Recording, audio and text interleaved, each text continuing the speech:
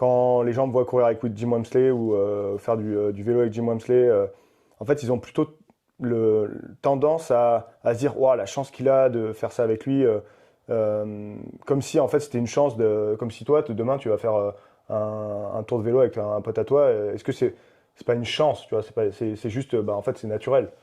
Simon Duguay, vous avez sans nul doute déjà vu ses photos de trail, ses reportages, ses récits de course auprès des meilleurs, ses vidéos, ses tests matériels, car l'autre membre du gang de Beaufort, avec Jim, François et Simon Gosselin, est l'un des regards artistico-sportifs, je dirais, les plus talentueux et les plus populaires du moment. Mais Simon, c'est aussi un athlète qui fait quand même 2h34 au marathon de Paris et qui court des trails et des ultras. Simon, c'est aussi et surtout peut-être une TDS, sa course de cœur et je dirais sa course couteau dans le cœur.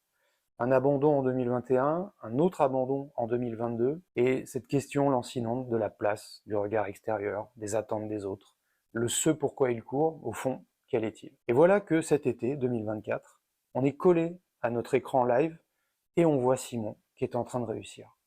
TDS, 155 km, près de 10 000 mètres de D+, non pas 27, pas 26, pas 25, mais moins de 24 heures. Comment a-t-il fait ces 2 dernières années alors que sa popularité, elle, n'a fait qu'augmenter?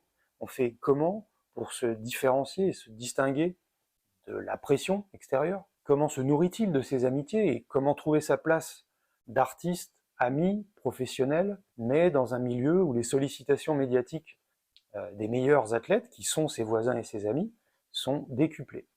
On parle de tout ça et on parle d'art, car la notion d'art et de sensibilité est toujours sous-jacente, voire extrêmement présente avec Simon.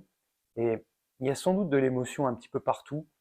J'aime bien la façon dont il en parle avec discrétion. Bref, on échange de tout ça chez lui, à Beaufort, donc avec Monsieur Simon Duguay. Salut Julien. Salut Simon.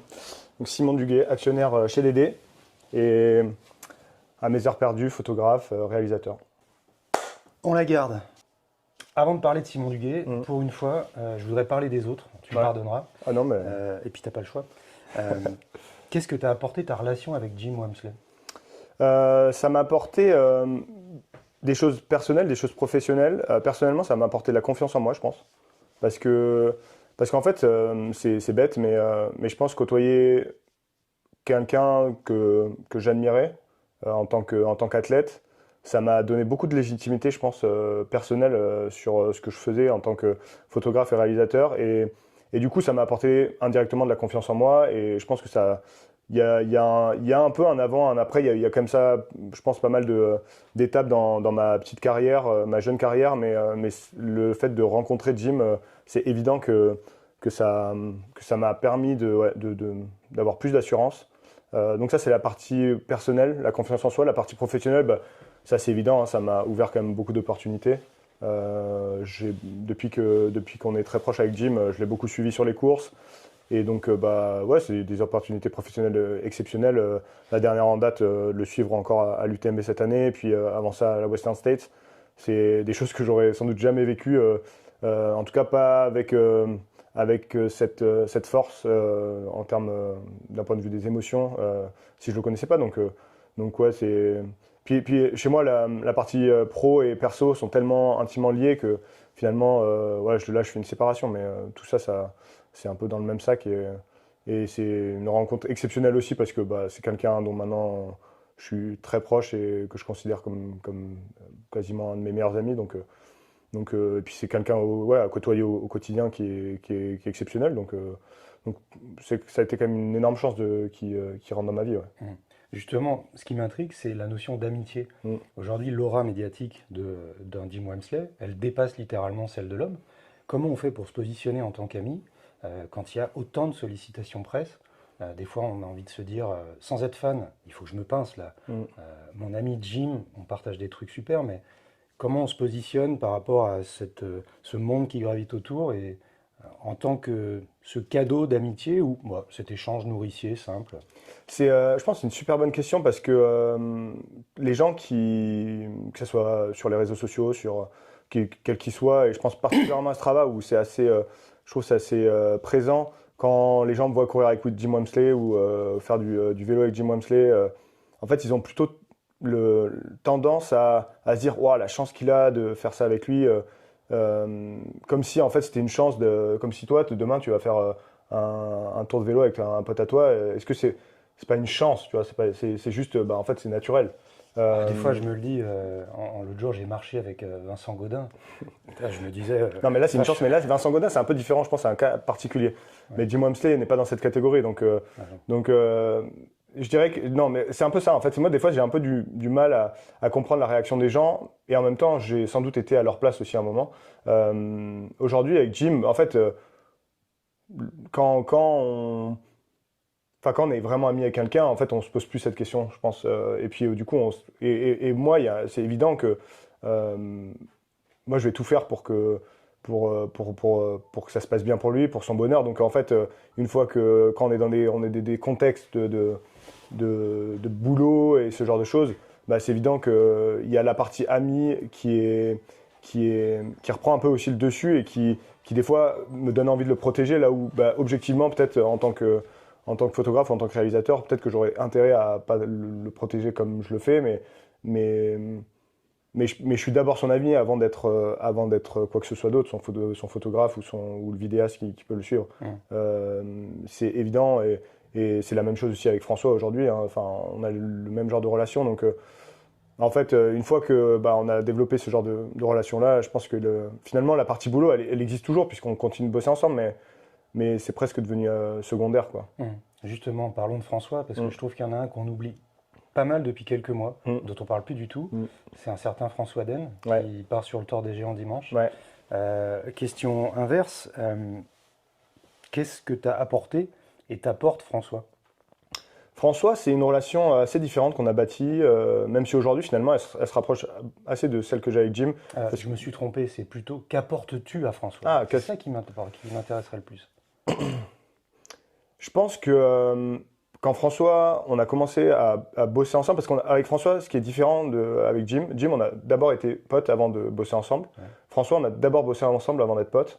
Donc c'est des relations qui sont un peu différentes, même si encore une fois, aujourd'hui, on se retrouve un peu sur la même chose.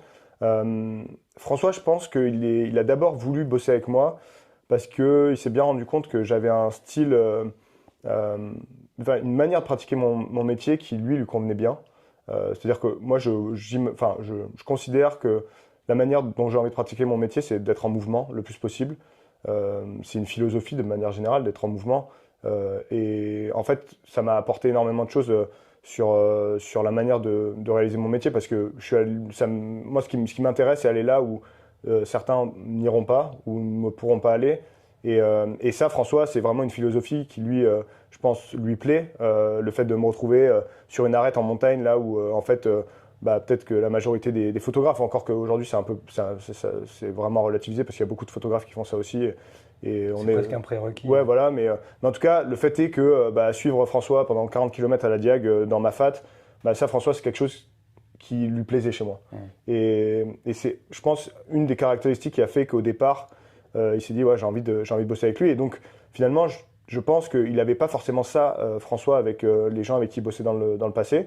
Aujourd'hui, c'est vachement plus le cas parce que la personne qui le suit aussi sur la partie vidéo, Nico Fabre, est un excellent alpiniste, excellent skieur, trailer, qui peut aller partout. Et je pense que c'est vraiment ça qu'il va chercher chez nous, au-delà de l'aspect purement artistique, qui est presque un peu secondaire pour François, même si, évidemment, après, moi, c'est hyper important dans ma pratique, mais c'est pas ça, je pense, qu'il est venu chercher au départ. Et du coup, on lui a apporté, je pense, à François des choses qu'il n'avait pas forcément avant, d'aller peut-être un peu plus proche de l'action, aller à des endroits où avant, il ramenait pas d'image. Et du coup, je pense en fait, notre première relation, elle s'est basée sur une forme de confiance en nous, de savoir qu'en fait, on était autonome en montagne, on pouvait aller plus ou moins n'importe où, on pouvait aller plus ou moins le suivre un peu dans ses aventures un peu folles. Et ça a quand même en fait mis un socle de confiance au départ sur lequel on a bâti le reste, mais qui était hyper important. La fiabilité plutôt qu'un œil artistique. Totalement. Est-ce que tu te considères comme un artiste? Aujourd'hui, ouais, j'ai plus de problème avec ça, même si parce que le Simon Duguay du départ qui crée des images au départ et aujourd'hui, c'est deux personnes totalement différentes, je pense, d'un point de vue artistique. Je me suis beaucoup nourri de plein de choses, en fait, pendant ces quelques années depuis que je fais ce métier-là.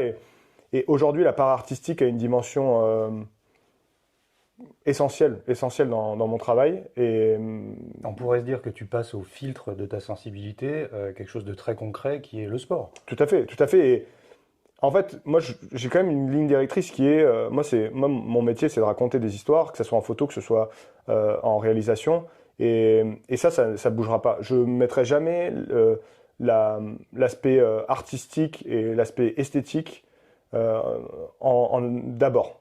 Pour moi, ce qui est le plus important, c'est que l'image que je vais transmettre, elle raconte quelque chose. Ça, c'est le prérequis. C'est pour ça que je m'éloigne de plus en plus aussi de ce qui est de la pub, purement et simplement, pour des campagnes de pub pour les marques, etc. Parce que c'est un travail qui est purement artistique et qui, finalement, m'intéresse, mais qui m'intéresse beaucoup moins que de transmettre une histoire ou raconter une histoire via les images. Donc, l'aspect artistique aujourd'hui, il est hyper important et je me considère artiste. J'ai plus de mal à me considérer artiste. Par contre, ça vient en support d'une cause plus importante, si je puis dire. Bon, alors, à la cause À la cause. plus importante. Ouais, ta Sarbraque, hein. Vous Ta remarquerez. Sarbraque. Bon, à la tienne. Ouais. Et auteur, petite pensée. Ça va être une sacrée aventure. Dernière question avant de parler évidemment de l'UTMB et de la DDS. Alexis Berg nous avait répondu une fois, il y a une chose que je trouve beau et que je n'arriverai jamais à exprimer en photo, c'est le chaos. Ça m'a toujours fait méditer. Qu'est-ce que ça pourrait être pour toi? Le chaos? Non, ce que tu n'arriverais pas ou jamais à exprimer et que tu rêverais d'exprimer en photo et que tu trouves beau. C'est une très bonne question. Assez insoluble aussi, mais vas-y. Assez insoluble, à l'inverse dans l'extrême inverse peut-être de ce que dit Alexis, parce que finalement le chaos, potentiellement, je me dis qu'il y a des situations où ça serait, on pourrait le retranscrire. Moi, je pense que c'est l'extrême bonheur. En fait, je pense que c'est assez dur en une image ou en film de faire ressentir exactement par exemple, ce qu'a vécu un Baptiste Chassaigne sur la ligne d'arrivée. Oui, personnellement, j'ai fait des photos. D'ailleurs, c'est une série de photos de l'arrivée de Baptiste que j'aime beaucoup. Et on sent qu'il est évidemment très heureux, mais je pense qu'on n'arrivera jamais à atteindre, à faire retranscrire ce que lui a pu ressentir à ce moment-là. Là où, à l'inverse, dans le chaos, je pense qu'on peut faire ressentir des choses très fortes de ce point de vue-là. Donc, moi, ce serait peut-être l'extrême inverse d'Alexis en l'occurrence. Ouais, la transcendance. Ouais, exactement, la transcendance. Bon, TDS, forcément. Avant de parler de ta TDS, je voudrais quand même rappeler à nos internautes qu'on est face à un athlète. Tu sais ce que c'est un marathon, puisque 2h34, ça cause quand même. Je voudrais rappeler que Jim, quand il dit les deux Simon, donc Simon Gosselin et Simon Duguay, ils se baladent à peu près où ils veulent, partout en montagne, toute saison, c'est quand même sympa. Ça veut dire quelque chose. Je voudrais aussi rappeler que tu sais faire un marathon en 2h40 avec une GoPro à la main. Donc, Antoine de Maximi et ses caméras poitrine aux fraises. Voilà, donc ça c'est dit. TDS, plutôt qu'une course de cœur, moi je voudrais parler de ta course avec un couteau dans le cœur. Puisque 2021 abandon, 2022 abandon. Et tu évoques souvent cette blessure d'ego en 2022 qui vient re-questionner ce pourquoi tu cours. Tu te la jouais peut-être trop athlète, tu avais peur de ce qu'allaient penser les autres, tu commençais à te dire comment je vais pouvoir travestir la réalité pour faire avaler la pilule, alors qu'en fait personne n'a une pilule à avaler. Et puis 2024, quoi. Quelle libération, en dessous de 24 heures. Tu as tellement bossé sur toi et lâché prise en 2 ans. Est-ce qu'au fond tu savoures vraiment cette perf? Tellement aujourd'hui, quelque part, tu as lâché prise par rapport aux exigences des autres? C'est marrant, je me suis fait vraiment cette réflexion. En fait, je me suis posé la question le mercredi après être arrivé le mardi soir, de est-ce que j'avais vraiment aimé ce qui s'était passé à la fois pendant la course et à la fois à l'arrivée. Parce que je l'avais tellement mentalisé, j'avais tellement réfléchi à ce qui allait se passer. Et un petit peu comme les fois précédentes, finalement, où un de mes soucis, sans doute, c'est que je suis pas assez dans le moment présent et je suis tout le temps à penser à ce qui va se passer dans le futur. Du coup, j'avais beaucoup réfléchi à ce que je ressentirais sur cette ligne d'arrivée, sur les gens qui auraient là, sur ce qu'on allait dire de ma performance, sur les messages que j'allais pouvoir recevoir. Et du coup, le mercredi, je me suis posé, je me suis dit, mais est-ce que vraiment j'ai apprécié ça? Et ma réponse, une semaine après, c'est que c'est plutôt du soulagement plutôt que du bonheur, ce que j'ai ressenti. Et du coup, pour le moment, je suis pas sûr que ce soit, enfin, c'est un accomplissement, c'est une évidence, et j'en tire une source de plaisir et de satisfaction.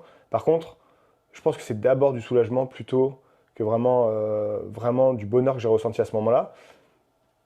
C'est pas grave, enfin, c'est pas grave que, enfin, pendant quelques heures, je me suis dit, ouais, putain, quand même, j'aurais aimé, enfin, est-ce que j'aurais pas préféré pleurer sur la ligne de joie, etc. En fait, enfin, de toute façon, c'est des choses qu'on ne contrôle pas, et je trouve que c'est pas grave. Finalement, ce soulagement, j'en avais besoin aussi. Et je me sens hyper apaisé et hyper heureux depuis avoir passé cette ligne. Donc, enfin, moi, ça me convient, quoi. Ça me convient, et d'être soulagé, en fait, c'est déjà hyper important, je pense. Ne serait-ce que dans l'épanouissement personnel au quotidien. Donc, si ça a pu m'apporter ça, c'est déjà super, quoi. Ouais, mais qui dit soulagement dit il fallait vraiment, vraiment pas se louper cette fois-ci. Donc, Ouais. quelque part, le job, ça va, j'ai lâché prise. Mais par contre, là, si je la rate encore une fois. Et ce qui m'intrigue encore plus, c'est Mm. qu'en 2 ans d'abandon et de travail sur toi, mais Mm. ta popularité, elle n'a fait qu'augmenter. Ouais. C'est-à-dire que la pression, elle était décuplée. Ouais. Aujourd'hui, tu as 22 500 followers sur YouTube. On te connaît partout. Tu as un style artistique qu'on sait et qu'on voit partout. Les photos de François au milieu de la rivière à la Mm. Diag, elles ont fait le tour du monde. Donc, comment tu as fait pour arriver à cette... Ouais, c'est intéressant parce que c'est peut-être, comme tu dis, paradoxalement, là où on m'attendait le plus, que Ouais. moi j'étais le plus serein envers ce que j'allais faire et ce pourquoi j'allais faire. En fait, la réponse, je pense, elle est plutôt dans cette fois-ci, et en fait, c'est Simon Gosselin qui m'a fait cette réflexion quand on rentrait dimanche après l'UTMB. En fait, il m'a dit, c'est peut-être la première fois où pendant 3 semaines, je suis rentré des États-Unis. Pendant 3 semaines, en fait, je dois reconnaître que j'ai quand même très peu bossé pendant 3 semaines, très peu efficace, etc. Et en fait, pendant 3 semaines, j'ai pensé à moi. Là où au quotidien, je suis tout le temps à penser aux autres et à autre chose. Et cette fois-ci, je crois que j'ai réussi à me recentrer sur moi pendant une période courte mais intense. Et du coup, ça explique plein de choses en fait, je pense, ce qui s'est passé pendant cette TDS, parce que évidemment j'avais toujours ce côté-là de vouloir le faire pour moi mais pour les autres aussi, mais par contre j'étais vachement plus recentré sur ce que moi je ressentais, sur mes attentes plutôt que sur les attentes des autres. Et puis j'ai eu un message, bon, là, honnêtement cette fois-ci ça a été vraiment c'est très compliqué de gérer le nombre de messages que j'ai reçus. Une vague d'amour. Ouais, vraiment, mais avant la course, je me souviens, le lundi soir, je reçois un message de quelqu'un que je connais pas, hein, sur les réseaux sociaux, sur Instagram, et qui me dit, tu sais, Simon, enfin, il m'envoie un très long message. Il me dit, tu sais, que tu fasses 5e ou que tu fasses 500e, en fait, ça changera absolument rien à ce que nous, on va voir comme regard sur toi. Et en fait, on me l'a déjà dit, ce chose-là, mais je sais pas pourquoi, là, cette fois-ci, ça m'a plus marqué que d'habitude. Je me suis dit, mais ouais, mais de toute façon, enfin, que je la cours en 21 heures ou que je la cours en 30 heures, la TDS, en fait, les gens, c'est pas pour ça qu'ils me suivent, c'est pas pour ça qu'ils seront heureux pour moi si je finis. Et du coup, ça m'a fait aussi, ça a été le petit shot juste avant la course qui m'a permis aussi de vachement relativiser et continuer à me concentrer sur moi, être assez égoïste et à penser à moi, quoi. Et ça, je pense que ça fait une différence énorme parce que, en fait, du coup, ma détermination, elle était là pour moi, elle n'était pas là pour les autres. Et sur le moment, enfin, pendant les 150 km, pendant les 24 heures que j'ai couru, jamais, jamais, jamais, j'ai pensé que je verrais pas Chamonix, quoi. Jamais. Et du coup, c'est la première fois que ça m'est arrivé. Je pense que tout ça, c'est un peu lié, quoi. Plus belle perf ou plus belle course? Perf, non, pas plus belle perf. Ah bon? Non. Non, dans le sens où, moi, la définition que je donne d'une perf, c'est être à son meilleur niveau sur un parcours donné, sur une course donnée. Et je pense que mon meilleur niveau sportif, je l'ai plus donné sur un 2h34 sur marathon aujourd'hui, plutôt que sur un 24 heures sur cette TDS, où Ouais. je pense être capable de faire un temps largement meilleur que ce que j'ai fait.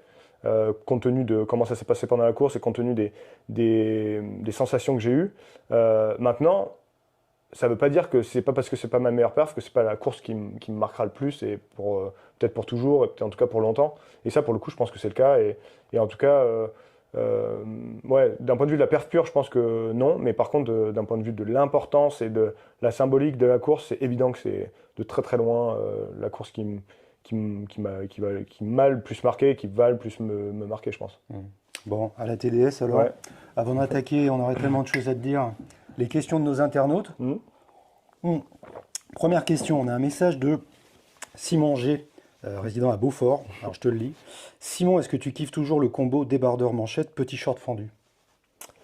Ah bah, je vais sur le marathon de Paris en 2025, donc il va falloir ressortir cet outfit, hein, c'est d'une manière générale. Après entre elles, maintenant, bah, les gens me connaissent pour la chemisette plutôt, donc non, je vais plutôt privilégier la chemisette. Après, on sait jamais, hein, peut-être que je peux faire une apparition au marathon de Paris en chemisette, je sais pas encore, j'ai pas encore réfléchi à ça, mais short fendu, manchette, débardeur pour faire du marathon, ouais, c'est pas mal. C'est pas mal. C'est saillant. Ouais. Question tentation. Là, c'est nous, à Beaufort, il y a des meules de fromage qui font 45 kg, des cols en pipette de la Pyramenta, les chantiers Blangonnet et le voisinage qui court vraiment trop vite. À Saint-Mathieu-de-Tréviers, batterie de l'Hérault chantante. Tu connais Saint-Mathieu-de-Tréviers? Oui, je connais Saint-Jean-de-Cucul. Ah waouh! Ah ouais, là il y a des références là. Et il y a de la documentation Ouais, aussi. ok. On ne va pas chez Simon Duguay sans bosser ses dossiers. Il y a le Pic Saint-Loup, le Pélardon, la gauche au pouvoir, dédicace à Jérôme Lopez. Waouh, ok. Ah ouais, là les vraies références là. Depuis 2008. PS. Vraiment pas tenté d'y faire une deuxième adolescence? Saint-Mathieu-de-Tréviers? Non, je crois qu'aujourd'hui j'ai un amour qui est beaucoup trop profond pour la montagne. En fait, je dis pas que, enfin, et puis particulièrement Beaufortin, je dis pas du tout que dans ma vie, je vivrai ici toute ma vie. Je prévois, enfin, j'ai pas envie de prévoir ça et de tirer des plans sur la comète là-dessus. La vie, c'est énormément de rebondissements. La vie me l'a prouvé encore très très récemment. Et du coup, je peux pas savoir. Par contre, ce qui est sûr, c'est que je garderai toujours une attache d'une manière ou d'une autre avec cet environnement. Je pense particulièrement à Beaufortin parce qu'aujourd'hui, c'est là où j'ai mes amis.